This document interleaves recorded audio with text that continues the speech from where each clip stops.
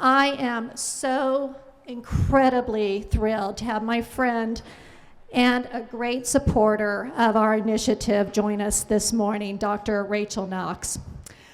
Dr. Knox is a cannabinoid medicine specialist and clinical endocannabinologist. These are all new words to some people today, who received her medical and business degree from the Tufts School of Medicine. She trained in family medicine and then in family and integrative medicine before pursuing additional study in the areas of functional medicine, cannabinology, and endocannabinology. Along with her family, she has founded the Dr.Knox Incorporated organization, which is amazing, the American Cannabinoid Clinics, and Pivotal EDU, which advances education in the educational fields.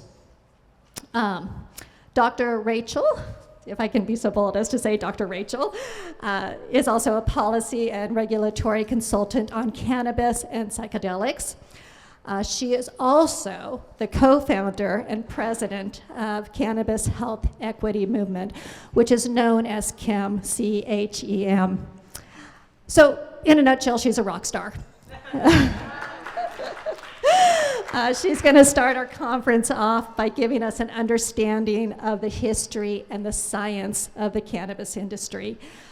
Remember to use your QR code, and Dr. Knox.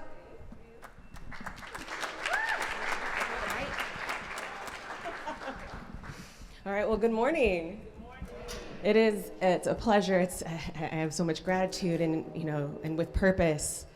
I am so thrilled to be able to tell you all a story not told. Even from within our cannabis space, we like to discuss the plant's history beginning with ancient origins. We skip a whole lot of history to go into the era of prohibition and the war on drugs. And of course, we like to tout scientific discovery. But what is very common to Western non-secular education, cannabis history that we share tends to be very washed of significant history and history that reveals some very interesting truths about how deeply rooted cannabis in the United States is in the earliest days of American colonization, as well as the institution of slavery.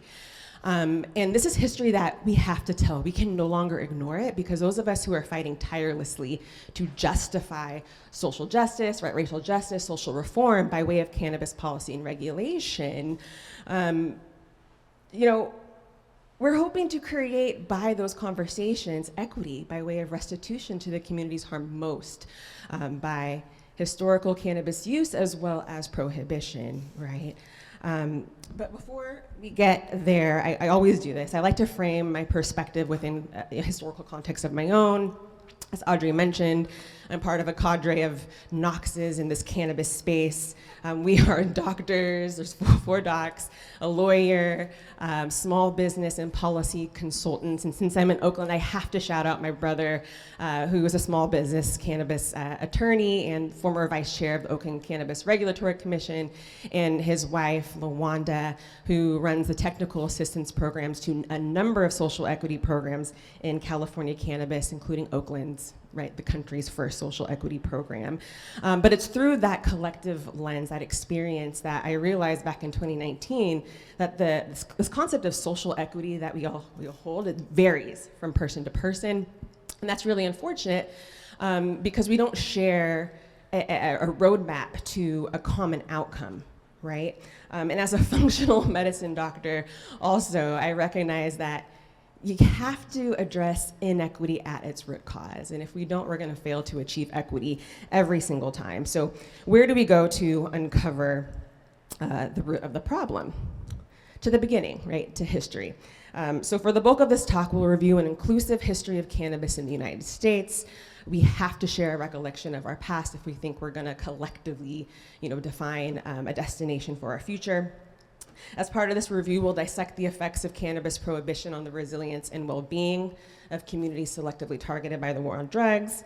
From there, we'll drill down on the meaning of health equity. All the while digging into a bit of the science on the endocannabinoid system, its role, its function, and why it's significant in explaining just why cannabis is always a medicinal plant. And then finally, we'll close this presentation by demonstrating the significance of cannabis science as it relates to equity. So I'm gonna go through this really fast because this is actually a lot of information to pour into 45 minutes. These are usually 2 separate 45-minute talks. All right, so to get us grounded, I want to quickly clarify some terminology. We need to establish a shared lexicon. Cannabis, everyone, is just cannabis, right? It's a plant with numerous cultivation varieties, or cultivars for short, with unlimited chemical profiles that exist on a spectrum. That's what this line represents, consisting of myriad combinations of 400 plus phytochemicals, and we choose to classify cannabis according to its THC concentration, and really for good reason. But hemp and marijuana, right, are non-scientific regulatory designations, right? And they tend to be divided between where they fall on the spectrum. In the United States, we say 0.3% THC is what differentiates the two. But just to prove how arbitrary this is, the World Health Organization and the European Union say it's 0.2% THC. All right, so with that out of the way, let's get to the good stuff. Let's get to the story. These words right here have been credited to Thomas Jefferson, founding father, 3rd president of the United States. And he said that hemp is of the first necessity to the wealth and protection of this country. Right, that's very interesting, right? The wealth and protection of our country, I think, is still important. And there's nothing that's happened to the hemp plant to make it somehow not worthy of this statement.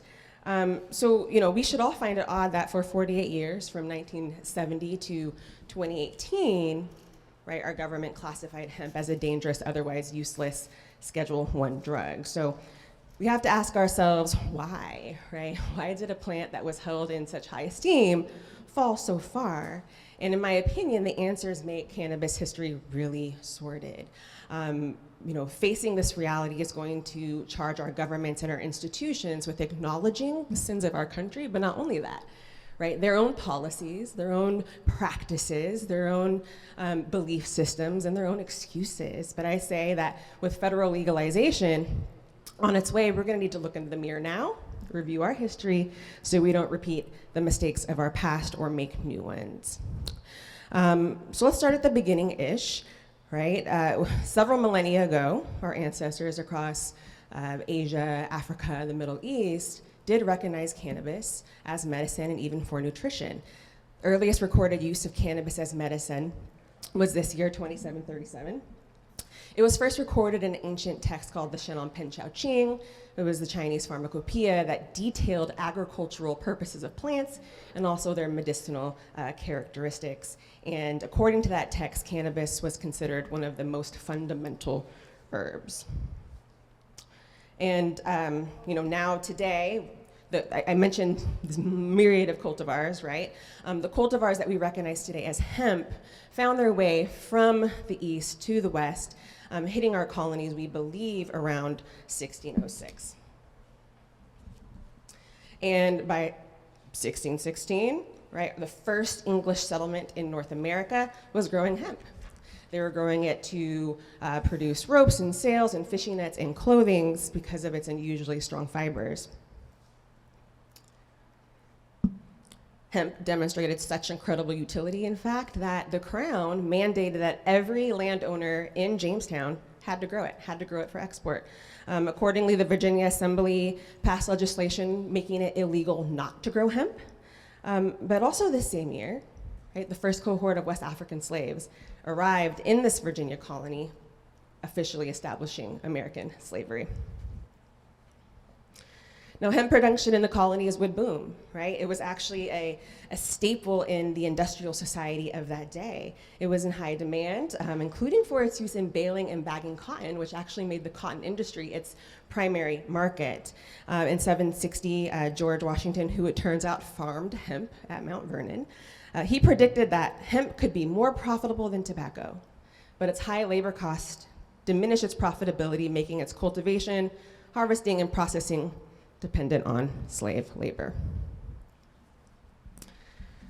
So over the next 230 years, hemp became the third largest agricultural commodity behind cotton and tobacco in total production, and this pace required slave labor.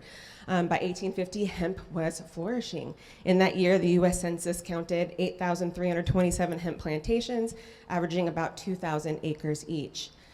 In his 1951 A History of Hemp Industry in Kentucky, author James F. Hopkins wrote, and I'm sorry, I'm gonna give you a trigger warning, but he wrote a historical account of a Lexingtonian who said, quote, "It was almost impossible to hire workmen to break a crop of hemp because the work was very dirty and so laborious that scarcely any white man will work at it." Hopkins accounts further that Kentuckians sometimes referred to hemp as the nigger crop, owing to a belief that no one understood its eccentricities as well or was as expert in handling it as the Negro. So Assyrians believe that if it were not for hemp, Kentucky would have never become a slave-owning state.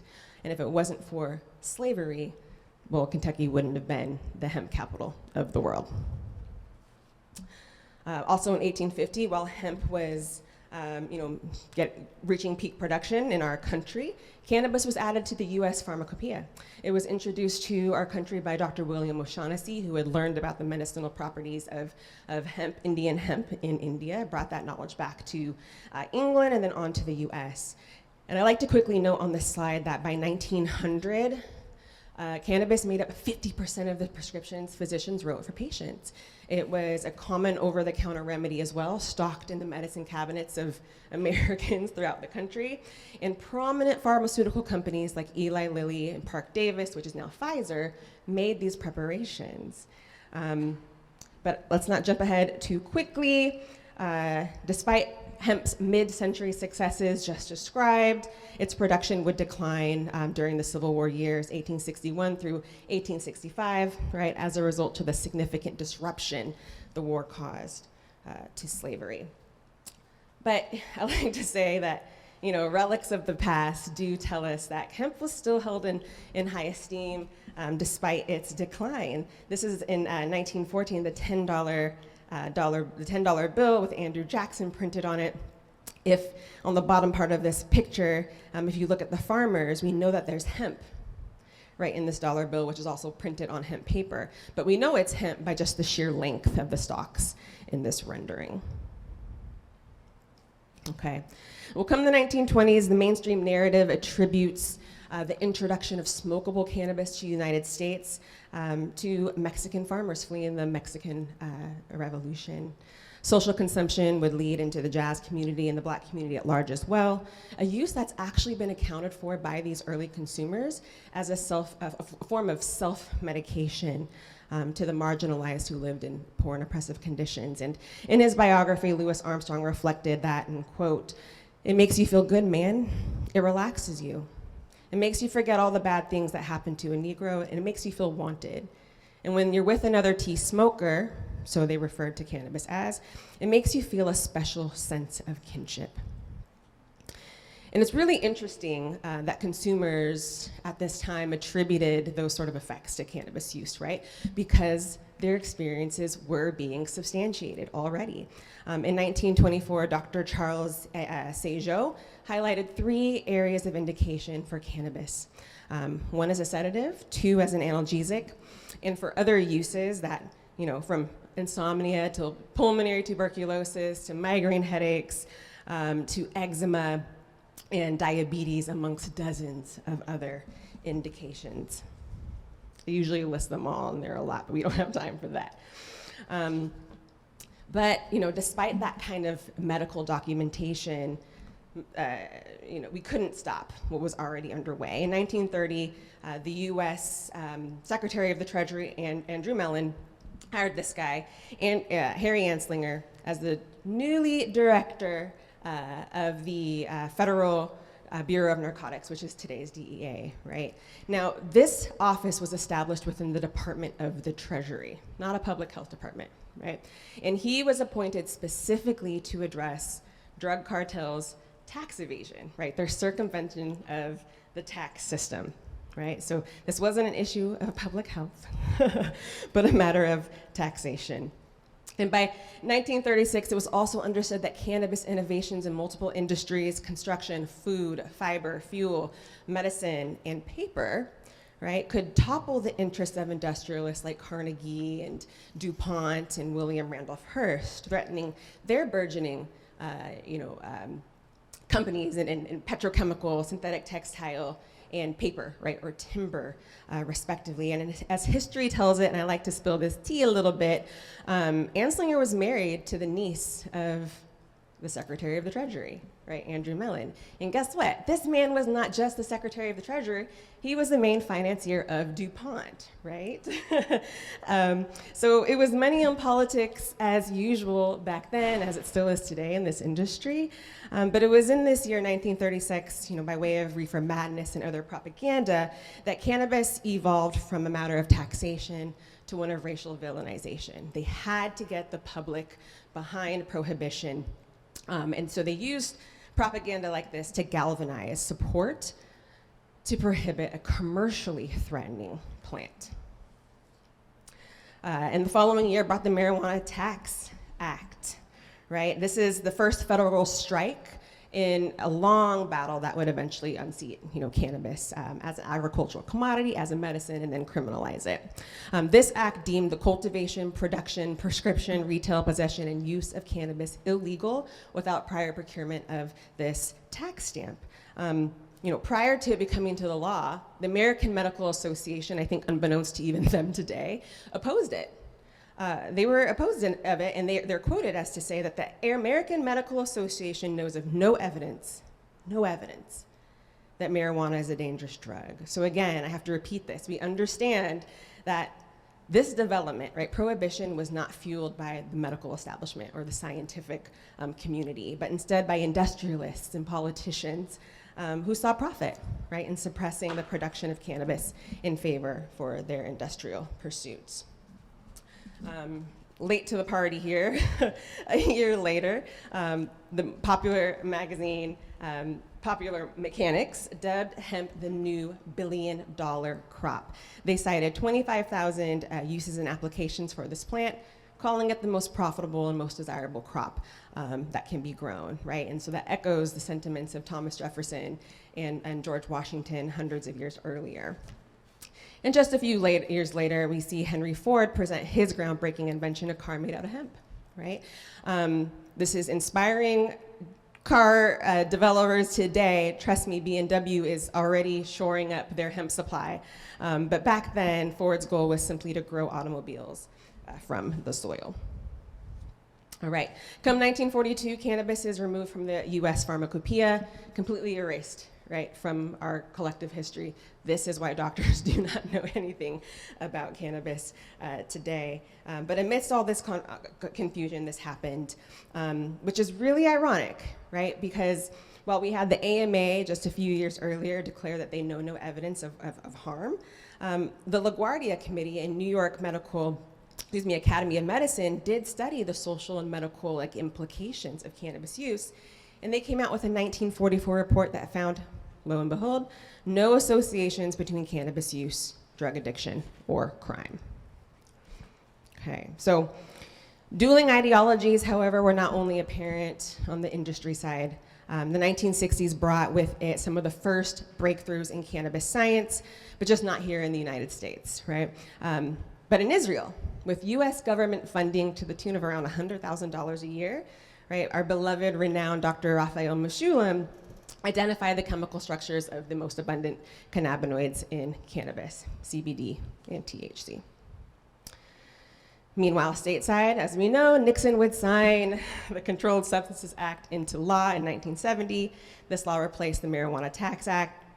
In the CSA, cannabis was classified as a Schedule I drug, as you know, alongside heroin, LSD, psilocybin, another benign substance, representing that it had no accepted medicinal value and a high potential for addiction and abuse. At the same year, Nixon, for whatever reason, appointed the Schaefer Commission to study cannabis and drug abuse. I don't know why he thought there was going to be a different result. But in 1972, this commission concluded that cannabis should be decriminalized. They noted a complete lack of evidence to support the notion that it was a dangerous or addictive drug. And Oregon was the only state that would heed this advice. Oregon did decriminalize cannabis way back in 1973. All right, on June 1971, Nixon finally declared a public war on drugs, dramatically increased the size of federal agencies to pass through mandatory sentencing. A few years later, we know they erected the DEA's eradication program. And we know that now this war on drugs would ensnare millions of Americans right into our prison system. But this war permeated into higher education. Remember I said the studies were going on overseas, not in the United States. Well, under the next administration, American universities were prohibited from studying the plant in the United States as well, declaratively. All right, so the 1980s spurred some interest amongst US researchers. They wanted to know why THC worked. So using a synthetic derivative of an already FDA-approved THC, right, analog, Marinol, researchers were able to radio tag this molecule, and it revealed this massive, complex signaling system within the body. Actually, in this study, they discovered CB1. But by 1995, so between 1988 and 1995, researchers discovered the four critical, what we call classical components of the endocannabinoid system. CB1 and CB2 as represented on this slide. The two cannabinoids our bodies make on their own, anandamide and 2-AG, as well as the synthesizing and degrading enzymes that create and break them down. All right, so what is this system, right? The classical components of the endocannabinoid system. What's their purpose? So you've heard of the nervous system, the reproductive system, all of these systems in our body, right? But many people still have not heard of the endocannabinoid system. I didn't learn about it in my medical training or residency, but extensive research, right, has pretty firmly established, as far as we know to date, that this system is what controls every other system in our human bodies. Its job is to keep our bodies in balance, right? One of the most classical descriptions you'll hear about this system is that it helps keep the body in balance to relax, eat, sleep, forget, and protect. So how does it do this? Well, classically through those four mechanisms that I described: cannabinoid receptors, okay, the cannabinoid ligands that bind to those receptors to create a downstream effect, the synthesizing enzymes that create those cannabinoid ligands on demand when they're needed, and the degradative enzymes that break those ligands down when they're done being used. And all that happens through this process called a retrograde feedback mechanism. So here is an illustrative diagram to give you an idea about what this really means. So this is an example here of the central nervous system, right, where we have a pre and postsynaptic cell. The presynaptic cell will send neurotransmitters across the synapse to a cell to give it some sort of message, some sort of signal. This could be a message of pain or inflammation. When that postsynaptic cell receives these messengers, it creates an endocannabinoid on demand. You saw it pop up right there. And these endocannabinoids are then sent against the flow of traffic right back to that presynaptic cell to say, hey, I got your message. We're going to get to work to turn down or turn on whatever it is we need to do to restore balance, right? And once this happens, and once that work begins to get started, our degradative enzymes will come along and clean it up. So that's the retrograde feedback mechanism that we're talking about when we say that ECS is a retrograde feedback system. All right.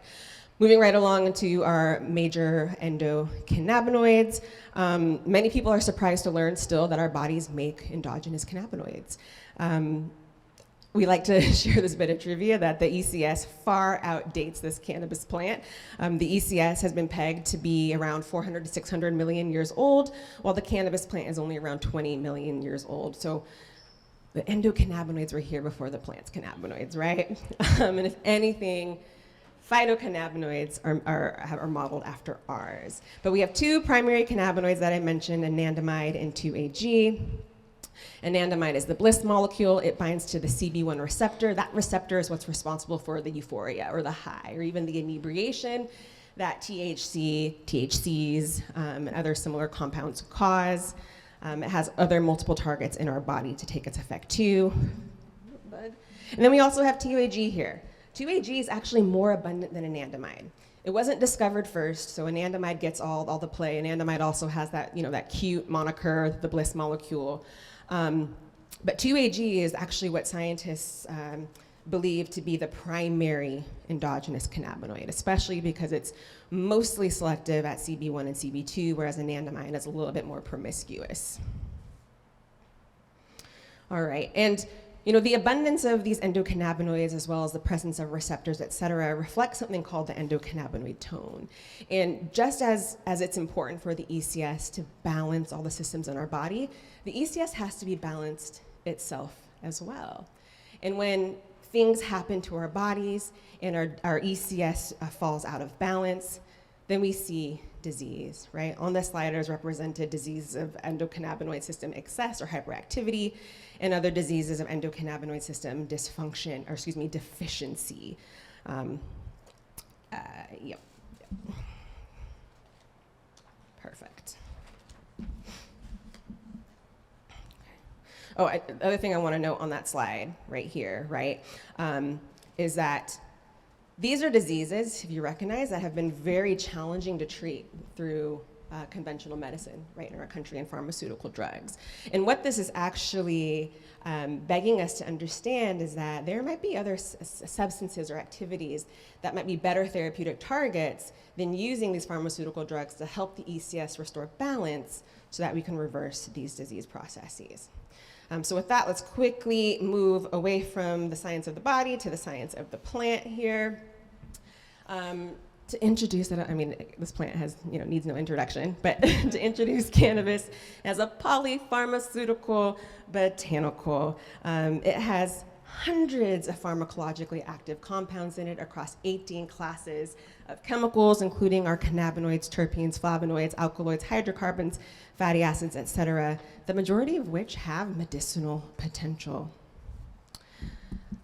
Our major phytocannabinoids, I feel like a broken record these days because most people know about these two, but always got to name them. Beginning with THC, like I said, is responsible for the high, the euphoria, and sometimes inebriation. I don't like to say intoxicating anymore because it's not truly toxic. I know that's reflected on this slide, but that is what we typically refer to it as, right? The intoxicating cannabinoid. THC is analogous to anandamide.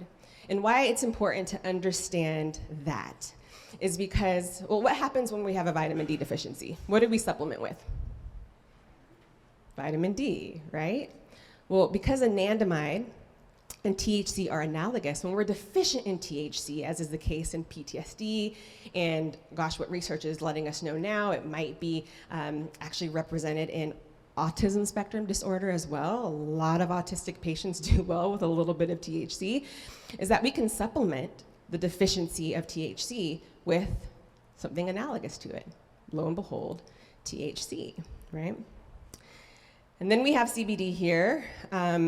CBD, unlike THC, does not bind directly to the receptors. So if you hear anybody continuing to say that THC binds to CB1, CBD binds to CB2, please correct them. No, CBD does not bind directly to the CB1 or CB2 receptors. It binds allosterically. It binds off-site to change the conformation of that receptor, which means that when other things bind to those receptors like THC or anandamide or anything else, it changes the downstream effect. CBD also works by blocking the breakdown of anandamide. So just by taking CBD, we can maintain or increase the stores of anandamide indirectly. Here are some of the therapeutic effects of THC and CBD. The major takeaways from this slide are that, well, there's a lot of commonality between the two, right? We typically just call out the benefits highlighted under CBD, anti-anxiety, and an antipsychotic. CBD counteracts these properties of THC, whereas THC can increase anxiety and can cause some psychosis. The other important takeaway from this slide is that most cannabinoids are psychoactive. So CBD is psychoactive. I am so tired of people saying CBD is the non-psychoactive cannabinoid, when CBD simply means this: a substance that changes our cognition, behavior, mood, or even motor activity. Right? So if CBD is an anticonvulsant, if CBD is anti-anxiolytic or an antidepressant, if CBD is an antipsychotic, if CBD treats seizures, CBD is psychoactive, right? All right, some other notable differences between CBD and THC are in its potential side effects. And I like to say potential because typically these effects are self-limited. Right, they're self-limited. They highly depend on amount, consumed, CBD to THC ratio. There's a lot of factors that are going to determine whether or not you, perceive what we call the side effects, which, putting my clinical hat on, can be mitigated or avoided with proper counsel and proper recommendations around dosing, timing, ratios, etc. All right. We're going to pause on the science for just a moment while we return to our timeline here. So I like to say always that it's really remarkable how contradictory the science is to cannabis policy, and it's been that way for decades. I hope that you've recognized. But we have to also recognize that the science continues to be, what I say, willfully ignored, right? Consciously ignored by our government. In 1994, Nixon's chief domestic officer, John Ehrlichman, gave an interview in Harper's Magazine in which he made it abundantly clear, if it weren't already, that the former president's draconian stance on drugs had little, if nothing, to do with, again, public health. He was quoted thus: "The Nixon campaign in 1968 and the Nixon White House after that had two enemies, the anti-war left and black people. Do you understand what I'm saying? We knew we couldn't make it illegal to be either against the war or black, but by getting the public to associate hippies with marijuana and blacks with heroin, we could criminalize both heavily. We can disrupt those communities. We could arrest their leaders, raid their homes, break up their meetings, and vilify them night after night on the evening news. Did we know we were lying about the drugs? You had a lot of reports that told you otherwise, right? Of course we did, right? So again, we hear this echo that we're familiar with now throughout history, where cannabis was just a tool to vilify people, to vilify communities, it was never used to serve people. It was always used to serve interests, and in this case, political ones. In 1996, though, because of these conflicting opinions and ideas about the medicinal value of this plant, things got a little bit more complicated, right, when state legislatures began to contradict federal law. California was the first state in 1996 to legalize cannabis for medical use, followed by Oregon, Washington, and Alaska in 1998. It's through that medical use, right, from working with patients, learning from patients, that we come to understand the various ways people consume cannabis for medical benefit. And literally every single method on this slide is a reasonable option for medical use. There are many methods of administration, right? And not one of them is necessarily better or worse than the other. But with the varying routes of delivery, onsets of action, duration of effect, et cetera, we can say that sometimes one method is more appropriate than another, depending on the condition or the needs of a consumer. All right. The other thing that, legalization has inspired is our appreciation for the plethora of phytocannabinoids, right, in this plant. In the clinical space, I've come to really appreciate this chemical diversity. It's unfortunate that we spend so much time talking about THC and CBD, but that's just because we really haven't studied enough the remaining 140 and counting cannabinoids that can be found in this plant. We call them the minor cannabinoids, but depending on the disease process we intend to treat, sometimes these minor cannabinoids become major ones. And we can't forget about the terpenes, right? Same issue. Cannabinoids get all this attention, but we cannot forget the terpenes. Terpenes are aromatic compounds that give all botanicals their scent and their flavor, and they're medicinal in their own right. Essential oils are essentially pure terpenes and terpenoids. But what is the case in the ensemble of the cannabis plant, right, is what happens when all these molecules work in concert together, right? That ensemble effects become this entourage effect when we put these molecules all together. Okay.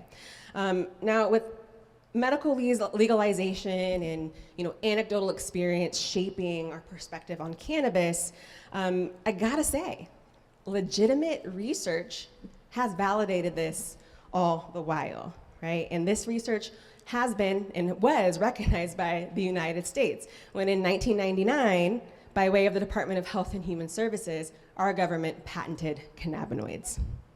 And I'm going to read this patent a bit. So this patent was awarded in 2003 on cannabinoids as antioxidants and neuroprotectants, useful in the treatment and prophylaxis of a wide variety of oxidative diseases, like ischemic, age-related inflammatory and autoimmune diseases. The cannabinoids are found to have particular applications as neuroprotectants, for example, in limiting neurologic damage following ischemic insults like stroke and trauma, or in the treatment of neurodegenerative diseases like Alzheimer's, Parkinson's, and HIV dementia. Non-psychoactive cannabinoids like cannabidiol are particularly advantageous to use because they avoid toxicity that is encountered with psychoactive cannabinoids at high doses, useful in the method to prevent of the present invention. So I only have one correction to their hypocritical admission here, and that's that cannabidiol is psychoactive, as we've reviewed. All right, so research would ensue, inspired, I think, by that patent, we saw research explode within the early 21st century, regularly identifying additional players. We now talk much more about the endocannabinoid dome than the endocannabinoid system, which is this even more complex homeostatic regulatory system. It includes the classical endocannabinoid system, but in addition to a number of other mediators and neurotransmitter systems like the serotonergic system. It's just really expanding our knowledge about how other botanicals and even psychedelics like psilocybin work to restore balance and regeneration within our bodies, which is pretty cool. Now, while that's very exciting, though, we must recognize how controversial this scientific advancement is, and commercial legalization as well, when we still have so much work to do on the social equity front. In 2013, ACL released a pretty sobering report that showed that Black people were 6 times on average more likely to be arrested than white people, despite white people using cannabis at slightly higher rates. We like to say similar rates, but if we're gonna be accurate here and tell the truth, it's at slightly higher rates. All right. Now, I find it really funny that the cannabis industry, right, the marijuana industry, has taken the brunt of solving the social equity crisis in cannabis. When really hemp, right, gave you all that history about hemp production in the United States and who cultivated it, is arguably the cannabis sector with the most to owe, right? In 2014, there was an initial farm bill that allowed universities to begin to study hemp, but 2018 did hemp one better. It removed it entirely from the Controlled Substances Act, and as a result, paved the way to the CBD boom we're all experiencing now. 2018 also saw the FDA approval of Epidiolex, a CBD isolate, although it comes directly from the cannabis plant. And it was approved to treat a number of seizures, very hard to treat seizures in young children. Later this year, I think it was September of 2018, the DEA scheduled Epidiolex as a Schedule 5 controlled substance. All right, as we near the end of this history and science lesson, there is much hope that our decade will bring meaningful federal legalization. Back in 2020, we saw safe banking and the MORE Act pass on the House floor. Unfortunately, neither one of these bills has made it to the Senate to date, which brings us to today. All right. We now have 37 states, 4 territories in DC that have legal medical cannabis. We have 19 states, 2 territories in DC that have legalized small amounts for adult use. But despite this progress, regressive politics abound. One of the most egregious examples was within 2021, reflected here on the slide, when Mississippi's Supreme Court decided to, throw out the voters' will to legalize medical cannabis, while at the same time, I kid you not, within a week, denied a black man his appeal for simple possession. He's serving life in prison right now. We've since seen a number of Democrat and Republican bills come out of the House or the Senate, respectively, like the CAO Act, the MACE bill, and then the Cannabidiol and Marijuana Research Expansion Act actually passed out of the House last month, but it still has to be reviewed by the floor. So there is some movement afoot, right? However, what's the real motivation? I question it, I really do. When total marijuana sales in 2021 reached $25 billion. This was up 40% from 2020, generating more than 3.7 billion tax dollars for our state. So what can we infer? Well, from my perspective, this means that we can no longer tell ourselves a history that omits, right, history's most important arcs. That Black, Indigenous, and Latinx Americans have paved the way, right, by way of culture, by way of knowledge to today's booming industry, but are continuing to pay the highest cost. Because a history, right, untold is a legacy denied. As hemp and cannabis today are hailed as the fastest growing and most profitable sectors in the country, it's overwhelmingly run by white men, let's be honest, falling very short to create pathways to restitution, reparation, or transformation. Right? And so I only have a few minutes left with you all, but I want to bring this all home to something really topical, right? We're sick. We're sick in this country.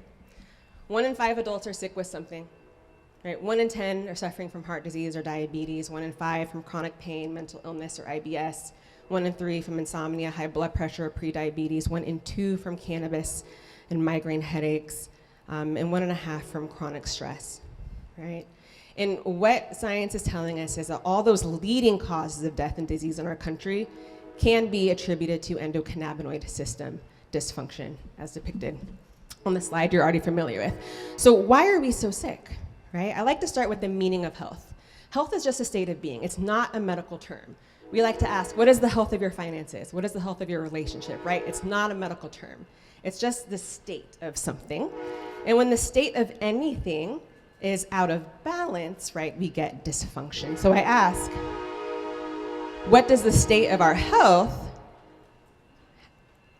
have to say about how we understand sustainability? Sorry, I'm rushing through this end, y'all. Well, it tells us, right, that we don't prioritize sustainability in our country, right? All of the components on that last slide that describe total ecological sustainability have been compromised in some way.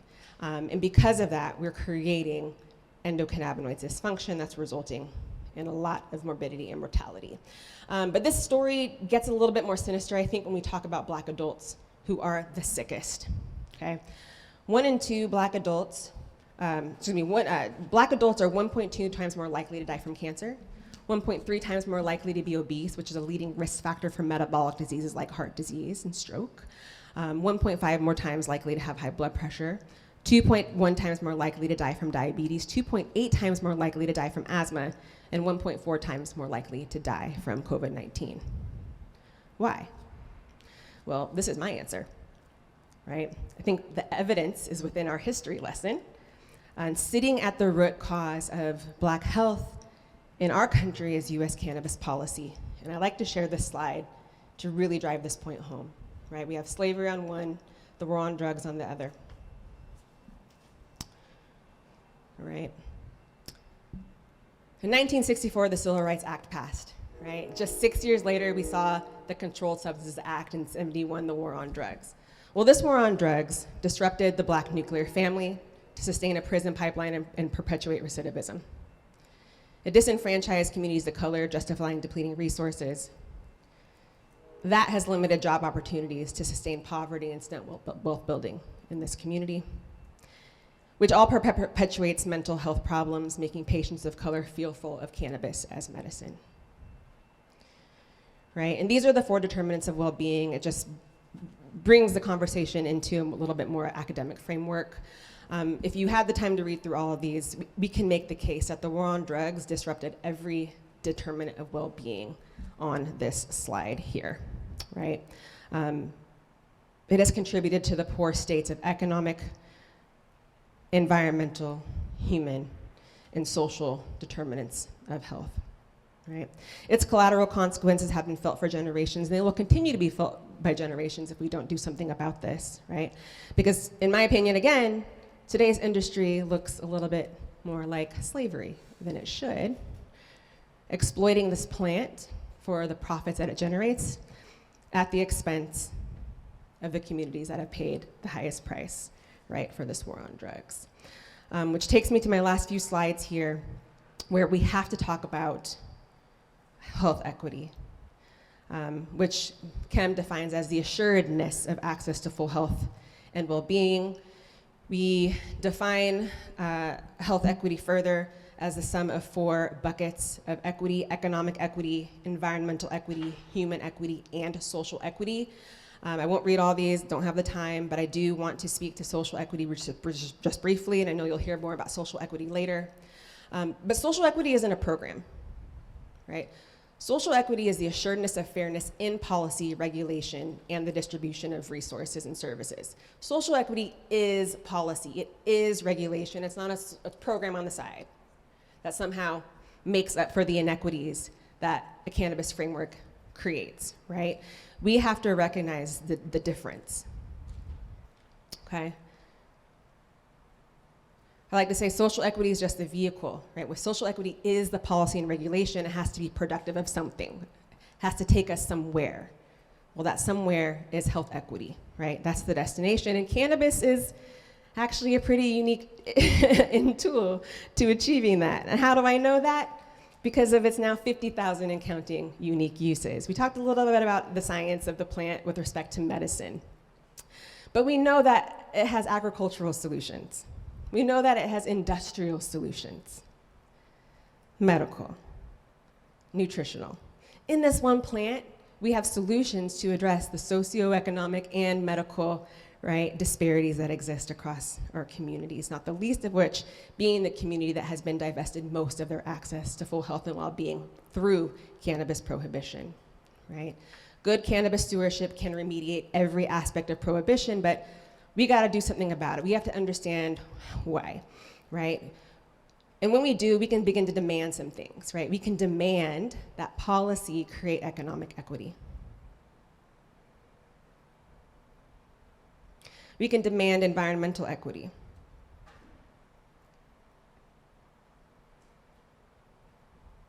We can demand human equity.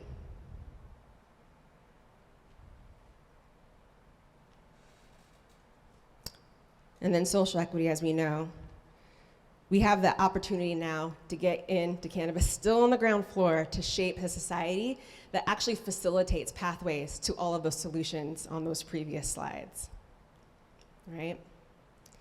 And that's the solution, cannabis health equity. It's the assuredness that cannabis taxation and policies and frameworks and innovations and research are all used to solve for our hardest to solve problems, from weaponization to acetization, right?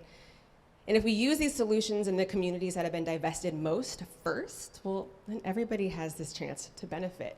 We can have a global impact here. On the slide, you can see how these pillars of equity intersect with community, with policy, with infrastructure, with the public and private sector.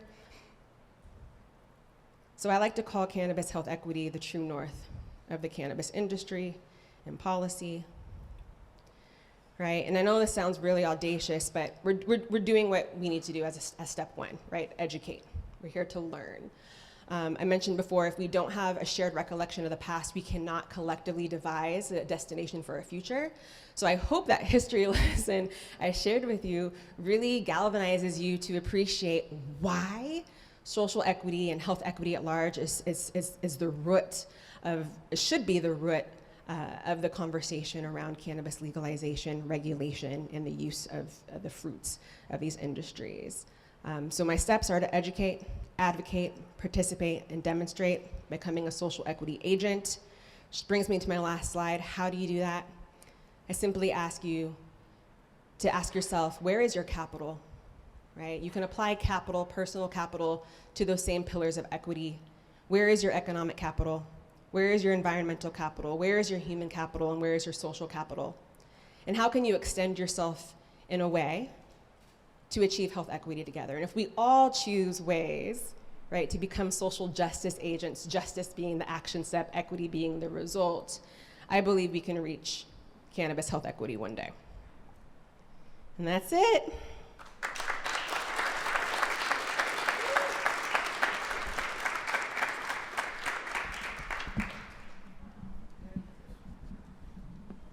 Can we give Dr. Rachel Knox one more round of applause?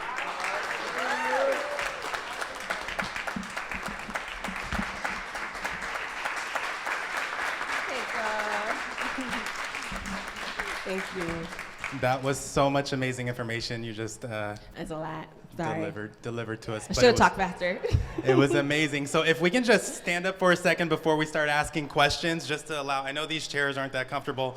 I'm gonna be your roamer. My name's Xavier Nazario. We're gonna give you some questions to answer from our audience. Okay. Do we have a brave volunteer for a question to start? Raise your hand nice and high if you have a question for Dr. Rachel. Absolutely, Give me thank you. something. I love. More of, I guess, this on the scientific side. There seems to be kind of a lot of disconnect between the cannabis industry and the customers who are purchasing the products on the importance of THC percentage. And I'm curious if there's any kind of actual demonstrable difference in 34% THC versus 18% THC as far as what the person who uses that product is going to feel. Great question, and no. I don't know the numbers precisely, but that sounds about right. No, there is a certain threshold above which you're not going to appreciate the effects of THC you might be seeking. So I'm one of those advocates that we don't cap THC, and I can explain why in a second.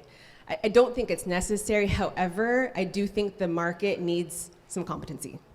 We need to recognize that THC concentration should not be the marketing tool, right? Because right now we do have people going out there looking for the highest THC concentrated product to get that high, and guess what? Prices follow. And that's problematic when there are patients who need affordable medicine, right? They might need a high concentration of THC, but they can't afford it now because, the market pressures are driving the cost of high THC up, when in reality, that euphoria, right, that some people are seeking, or that curated experience they're seeking, is actually built from that ensemble, right, that entourage effect that I briefly touched upon. Those terpenes and other cannabinoids are actually what shape each unique experience. It's not the concentration of the THC. You're gonna get diminishing returns. And as a matter of fact, if we think about that endocannabinoid tone I explained, if you're consuming THC on a regular basis and always reaching for that increasing amount of THC, you're actually gonna start to downregulate your cannabinoid receptors, and your body's gonna become dependent. So we do see some dependency in cannabis. We're not seeing the rates of addiction that we're seeing in most other pharmaceutical drugs or even plant-derived substances that might be addictive. But we do see dependency, and I think the market, our commercial market, has a lot of responsibility in correcting that narrative. Also, I just want to say, come on, get what are they, like sommeliers, right? There's like terpenators, or I don't remember what they're called, but folks who are learning to appreciate that entourage effect and speak more to the terpenes as in a sophisticated way that I think is really remarkable. And I would love to see the cannabis industry grow more sophisticated around that ensemble instead of putting so much emphasis on THC. Thank you. Great question, Kenneth. And Kenneth is from College of the Desert. So is there anyone here further away than College of the Desert in our community college system? Raise your hand if you came further. Okay. Natalie, right? LA, okay. LA in the house. So you just volunteered to ask the next question. Ask me anything. If you have one, I can get you the mic. If not, I have a question. Think about it. Okay. All right. We have our next question right here from Katie. Hi, thanks for the great talk. And I am curious about your use of the word system with the endocannabinoid receptors. When I think of system, I think of kind of a whole connected. And so I'm curious about the scientific research about connections between the receptors, or is it just that they're present all over the body, and so that's where the word system came? I can't speak to why they chose system, but the endocannabinoid system is an ecosystem. It is a network. This network also interacts with other neurotransmitter systems, to continue to use that word, right? In the science presentation, the full presentation, we go into mechanism of action. We talk about not just cannabinoids, but other neurotransmitters that may bind or may not bind to cannabinoid receptors or other receptors within other quote-unquote neurotransmitter systems. The cannabinoids are promiscuous, right? They don't just bind to cannabinoid receptors. They bind directly to and allosterically off-site to receptors of other systems as well. So it's not like the cardiovascular system where everything is directly connected through our vasculature, right? The connections are via synapses or by way of, you can draw like a dashed line, by way of the different neurotransmitters that will eventually bind into, right, receptors of the ECS, of receptor systems within the greater endocannabinoid dome. It's really complex. It's probably not the best word to use to describe it, but I'm here to change the lexicon, but I can't change everything. Great, thank you. All right, we have time for 2 more questions. So anyone else in the audience? Right up front, perfect. Please, Yesenia. Thank you. Hello, my name is Yesenia. I was wondering, how would you advise an undergrad student pursuing grad school to convince their school to be allowed to do research with, I'm an exercise science physiology student. I want to pursue research. How would you advise me to address or approach the board with that? Have you attempted? Not yet, but I have recently mentioned it to my professor, who is an exercise physiologist, PhD doctor, and she does do research herself with chronic kidney disease patients. I plan to over the summer, but I just don't know how. Yeah, I mean, you can start with precedent. There are a number of schools right now that are allowing young students to pursue research endeavors around the endocannabinoid system and cannabis. I would collect a list of those and say, look, this is what students are doing at other schools. This is a remarkable new field. I want to do some research in it. What I will say when it comes to academics, when it comes to health professionals, et cetera, leading with the science of the body before the science of the plant is an exceptional idea. Right? Let's just take my education, for example. We started with anatomy, moved on to physiology, then to pathophysiology, then to pharmacology, and then we put it all together. Right? It would have been very hard to teach me why aspirin worked without starting with that anatomy, right? And building didactically upon my knowledge base. And I will tell you, when I approach or speak in front of medical professionals, I get a very different response from them when we begin the history, and then followed by the science. Because then it's almost like a light bulb turns on, right? You can explain why cannabis works the way it does, instead of just trying to convince folks that it's medicinal all the time. So I would take that approach to your colleagues and teachers, but show them what's been done already. Because there are a lot of people graduating with PhDs in the endocannabinoid system in applied cannabis science field, so. Can we give it up for Yesenia for being a student in the room? She reached out and she said she wanted to be here today. And what university are you with? She's with Sacramento State, so she had a little bit of a drive this morning as well. Great question, thank you. You can also reach out to us, Case for Cannabis. That is our whole initiative, is to get community colleges and universities on board with this initiative. So we'll talk more about that later on. Time for one more question. Oh, whose hand was up first? Okay, he's closer. Wonderful presentation. Since you're like this expert on THC and CBD, you know it so well, what is your own personal consumption? How do you use it? How do you relax? Do you just take CBD or indica, or what do you do? Tell me. So let me preface this. So endocannabinology means that I study the function, dysfunction, and modulation of the endocannabinoid system. By virtue of this field, we are expert in cannabinoid medicine, right?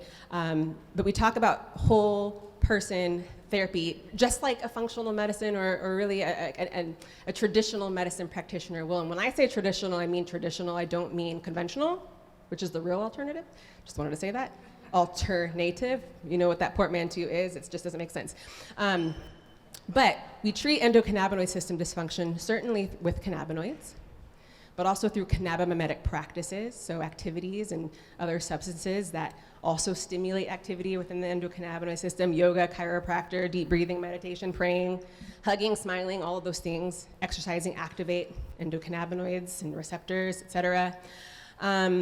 Foods, right? Our omegas, our omega-6s in particular, in the proper balance, or what create our endogenous cannabinoids in the first place. We're not gonna make a bunch of anandamide or 2-AG if we're not consuming healthy fats, right? So my personal approach is to address all of those things, because all of those things are what correct ECS dysfunction and restore balance. So do I consume cannabinoids? Yes, I do, as a matter of fact. I'm very obviously pregnant right now, but every once in a while I do consume, I'll just be honest, capsules with CBD, CBGA, and CBDA right now. Not consuming any measurable amount of THC. The capsules I use, they're full plant, so there's a little bit of THC in there. And then I consume healthy fats, natural whole food, sometimes plant-based diet, and I make sure I get my omegas. So lots of chia seeds, lots of hemp seed oil. I'm stealing that answer. The next time someone asks me, do you All those consume? things. I'm going to steal that answer. I'm going to allow our friend over here to ask the last question, since it was a race to get the hands up. Thanks. Great presentation. Do you know of a source for all the latest medical research on cannabis that's maybe not behind a paywall, or someplace we can go to keep up on the latest research? I knew you had a great last question. Thank you. I use ResearchGate, and I don't think it's behind a paywall, but I do think you have to sign up for it. PubMed is usually the default answer we give to that question. PubMed, PUBMED.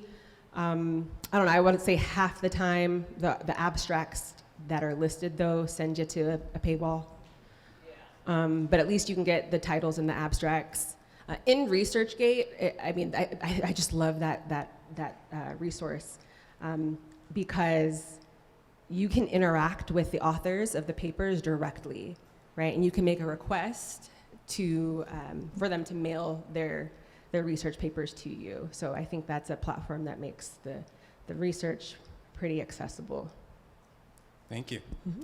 So can we give it up one more time for Dr. Rachel Knox?